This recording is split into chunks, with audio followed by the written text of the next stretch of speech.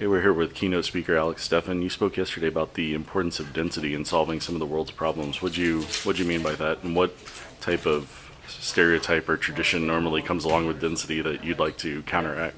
Sure. Well, in a nutshell, many of the environmental problems we have are related to transportation, to the cars we drive, the trucks that move our products around. And there's just an overwhelming amount of evidence that shows that the more compact our communities are, the more people who live within range of each other and shops and so forth, the less consumption we have of transportation energy, right? The less we drive. And the effect is so strong that one of the best things we can do if we want to actually lower our emissions, lower our pollution impacts, is to build communities that are more compact, that have a mix of shops and services, and that are walkable. And if we do those things, people pretty much everywhere will choose to make some different choices in their lives.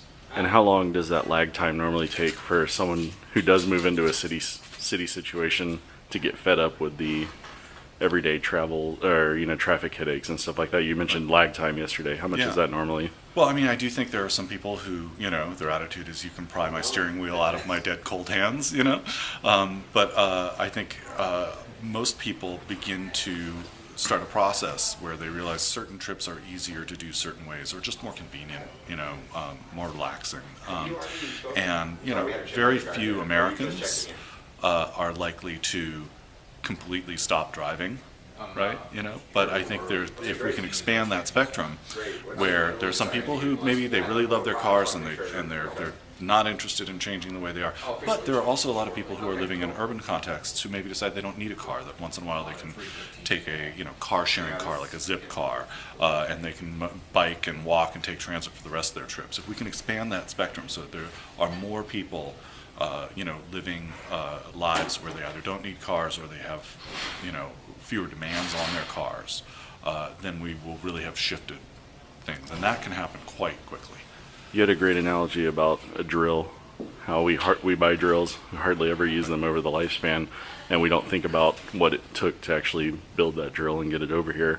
How does that apply to everyday life, with everything that we use? Right. Well, we buy a lot of things because we want the capacity that's in them, right? So we buy a drill because we want to be able to put a hole in the wall.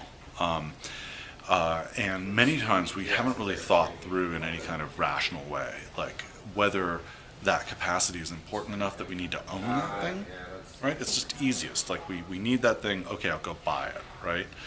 And it leads to situations like with home drills, where most of them are only used somewhere between 6 and 20 minutes, depending on which expert you want to believe, in their whole lives. And that leads to an enormous amount of waste, right? You're manufacturing an entire drill to basically use it for a few minutes. And there are already lots of other alternatives, right? There are tool libraries, there are tool renting services, there are neighbor sharing services.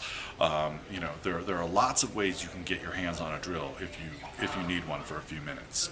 And when more and more people start to think a little differently about, this is either something I really want to have because it will make my life better, or this is just something I need for a minute, when that division becomes clear, it gets a lot easier for people to take advantage of things like car sharing, tool sharing, etc., for the things that are purely functional in their lives, right?